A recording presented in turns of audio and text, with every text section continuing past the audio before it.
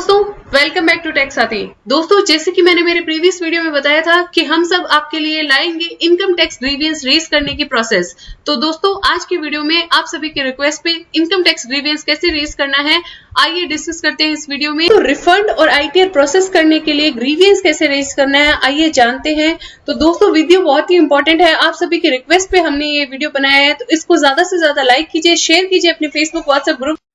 दोस्तों अगर अभी तक आपने हमारे चैनल को सब्सक्राइब नहीं किया है तो उसे सब्सक्राइब कर लीजिए, उसके साथ ऑल आइकन को क्लिक कर लीजिए। ये आप सभी के लिए तो फ्री है लेकिन इससे हमें मोटिवेशन मिल जाता है और हम आप सभी के लिए लेटेस्ट वीडियो अपडेट लाते रहते हैं। साथ में दोस्तों अब आप खुद को शॉर्ट्स के माध्यम से भी अपडेट करवा सकते हैं। टेक साथी शॉर्ट्स ऑफिशियल चैनल लाइव हो चुका है, इसको भी आप सब्सक्राइब कर लीजिए। इसके साथ साथ दोस्तों आपको हमारे चैनल पे मिल जाएगी प्लेलिस्ट, जिसमें अगर आप एक सीनियर सिटीजन है तो सीनियर सिटीजन स्पेसिफिक प्लेलिस्ट है।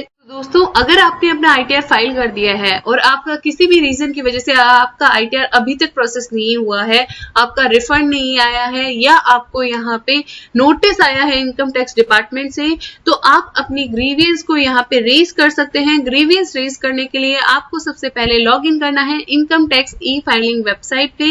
ई फाइलिंग वेबसाइट पे आपको थर्ड लास्ट टैब दिखाई दे रहा होगा सबमिट ग्रीवियंस और व्यू ग्रीवियंस स्टेटस। तो अगर आपको सबमिट करना है तो सबमिट कर सकते हैं और अगर आपकी ऑलरेडी रेज्ड ग्रीवियंस है तो वो यहाँ पे सेलेक्ट करके उसका स्टेटस चेक कर सकते हैं। दोस्तों सबमिट ग्रीवियंस के स्टेटस के लिए आपको यहाँ पे क्या सेलेक्ट करना है, आपके पास कौन कौन से ऑप्शन अवेलेबल हैं। रेलेवेंट डिपार्टमेंट को जाएगा, ई फाइलिंग से जुड़ी अगर आपको कोई भी समस्या है तो ग्रीवियंस के लिए ये ई फाइलिंग डिपार्टमेंट पे जाएगा। एओ के लिए आपको अगर असेसिंग ऑफिसर से रिलेटेड कोई भी क्वेरी है तो असेसिंग ऑफिसर डिपार्टमेंट को सेलेक्ट करना है। टीडीएस से जुड़ी कोई भी समस्या है तो टीडीएस से जुड़ी समस्या जैसे कि आपका रजिस्ट्रेशन, टीडीएस का स्टेटमेंट प्रोसेसिंग का स्टेटस, डिफॉल्ट अगर है, चालान है, बीआईएन करेक्शन करना है, 26 एएस लाना है, फॉर्म 16, 27D टीडीएस का refund, TDS on sale on property. अगर कोई भी तरह की ग्रीवियंस रेज करनी है तो आपको सीपीसी टीडीएस सेलेक्ट करना है। दोस्तों अगर आपने अपना आईटीआर फाइल कर दिया है लेकिन वो किसी भी वजह से प्रोसेस नहीं हुआ है, आईटीआर वी एक्नॉलेजमेंट से जुड़ी अगर कोई भी दिक्कत आ रही है तो उसको आपको यहाँ पे सेलेक्ट कर सकते हैं।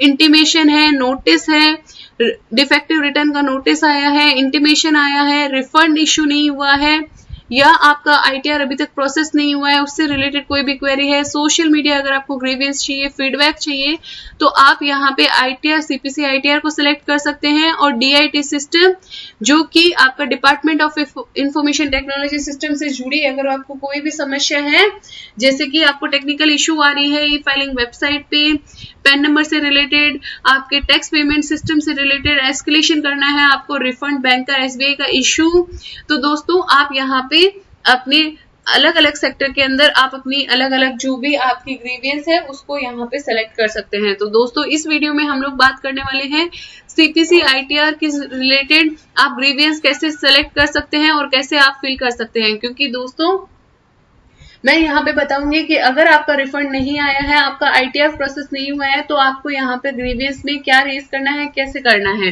तो दोस्तों सीपीसी आईटीआर सबसे पहले सेलेक्ट करना है, फिर आपको करनी है कैटेगरी सेलेक्ट।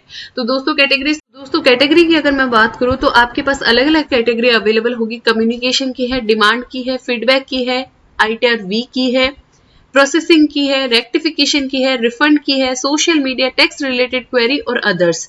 तो दोस्तों अगर सबसे पहले हम बात कर लेते हैं कि प्रोसेसिंग, अगर आपका आईटीआर प्रोसेस ही नहीं हुआ है तो दोस्तों इस केस के अंदर आपके पास सब कैटेगरी जो है वो है कि अगर आपको डिफेक्टिव आईटीआर का नोटिस आया और उसके बेसिस पे आपने करेक्शन किया, अपने आईटीआर को जो है यहाँ पे चेंज किया, तो उस केस के अंदर आप यहाँ पे correction under section 139(9) fail due to invalid pin और कम्युनिकेशन ऐसा रेफरेंस करके आप यहाँ पे ग्रीवियंस रेज कर सकते हैं।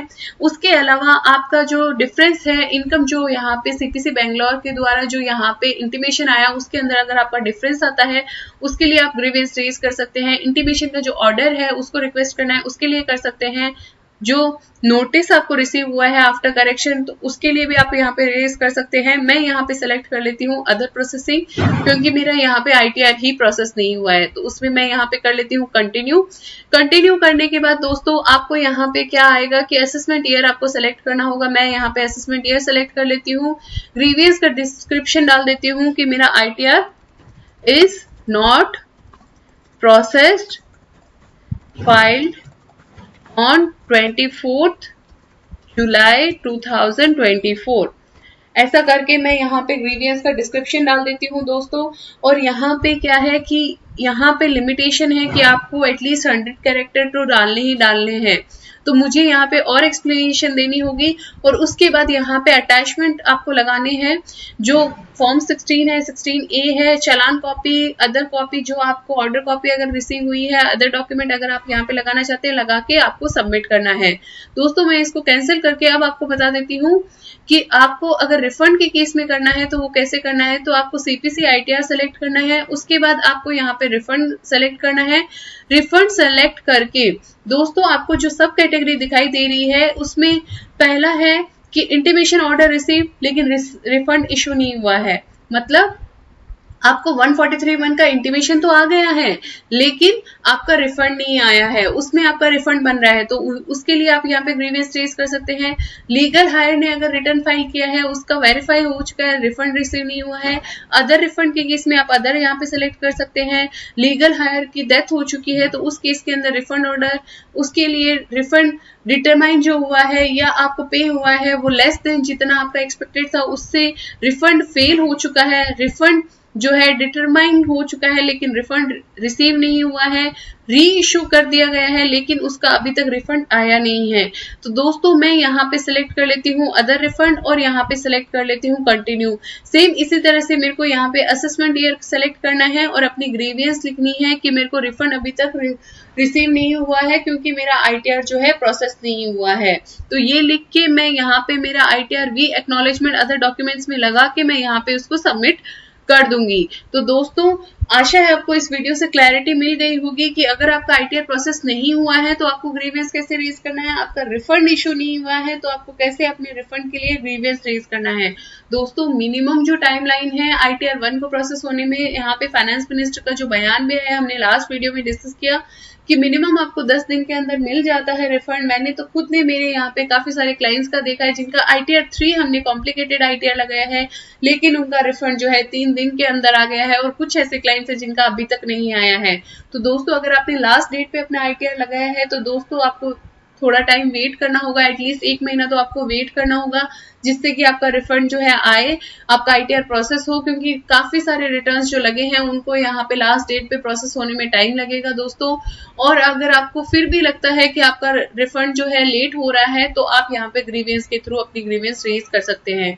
और दोस्तों अगर आपको ITR से जुड़ी कोई भी समस्या है, कोई भी आपको क्वेरी है तो आप हमारी पेड सर्विसेज ले सकते हैं। आपको इनकम टैक्स से जुड़ी, GST से जुड़ी सारी क्वेरीज और रजिस्ट्रेशन रिटर्न से जुड़ी, अगर आपको अपने GST रिटर्न्स फाइल करवाने हैं, इनकम टैक्स रिटर्न्स फाइल करवाने हैं, चाहे करंट फाइनेंशियल ईयर का हो या पिछले फाइनेंशियल ईयर के हो, तो आप हमें मेल कर सकते हैं। हमारी व्हाट्सएप के थ्रू भी हमारी सर्विसेज ले सकते हैं। सारी की सारी पेड सर्विसेज है। तो दोस्तों अगर आप पेड सर्विसेज में इंटरेस्टेड हैं तो आप हमें कांटेक्ट कर सकते हैं। दोस्तों आज की वीडियो में बस इतना ही, मिलते हैं ऐसे लेटेस्ट वीडियो अपडेट के साथ। तब तक के लिए कीप वॉचिंग। जय हिंद, जय भारत। दोस्तों इस वीडियो को और भी लोगों के साथ शेयर करना ना भूले, क्योंकि बहुत से ऐसे कमेंट्स मुझे रिसीव होते हैं जिनका मैं सेपरेटली रिप्लाई नहीं दे पाती हूँ। ट्राई करती हूँ रियल टाइम बेसिस पे देने का, लेकिन फिर भी अगर कोई रह जाता है तो उनके लिए ये वीडियो बहुत ही हेल्पफुल होगा।